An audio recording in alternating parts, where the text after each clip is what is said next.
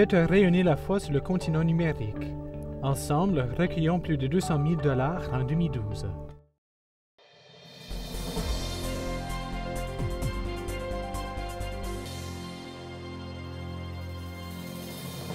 Bonsoir mesdames, messieurs et bienvenue à Perspective en provenance de Sainte-Adèle. Aujourd'hui, la journée a commencé par une très belle cérémonie de la Divine Liturgie présidée par Monseigneur Laurence Oukoulak, métropolite des Ukrainiens catholiques au Canada.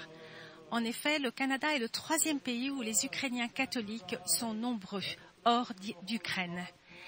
Les évêques ont pu concélébrer en signe de soutien fraternel et aussi pour commémorer le 100e anniversaire de l'arrivée du premier évêque ukrainien catholique au Canada, Monseigneur Nikita Budka.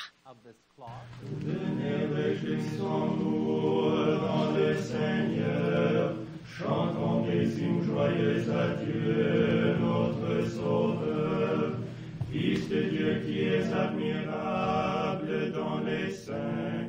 Sauve ceux qui te chantent des hymnes, Alléluia.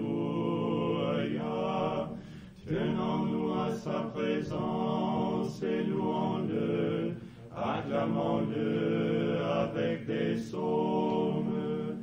Fils de Dieu qui es admirable dans les saints, sauve ceux qui te chantent des hymnes, Alléluia. Car Dieu est le Seigneur et le grand roi de toute la terre. Fils de Dieu qui es admirable dans les saints, sauve ceux qui te chantent des hymnes, Alléluia. Un des sujets à l'ordre du jour de l'Assemblée plénière fut la canonisation de Kateri Tekakwika.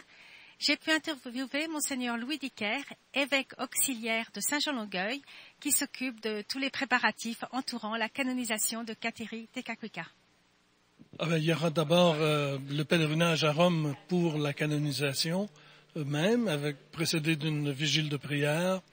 Et la canonisation sera suivie aussi d'une messe d'action de grâce, tout cela à Rome, entre le 20 et le 24-25 octobre. Et un peu plus tard, nous aurons à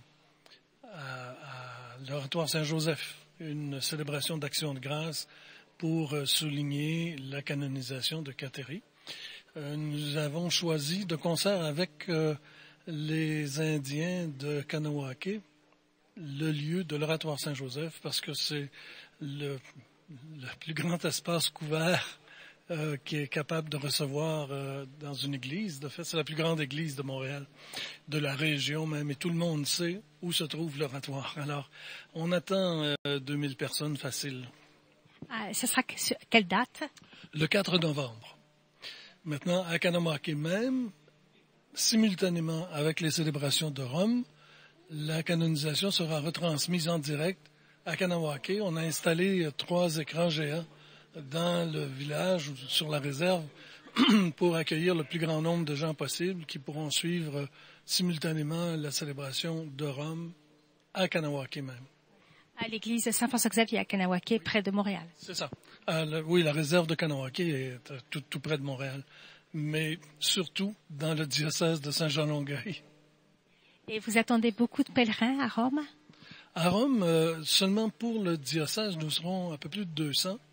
Maintenant, on s'attend à quelques milliers parce que chez nos amis canadiens anglais, les Premières Nations de langue anglaise, ils sont très nombreux à aimer Kateri.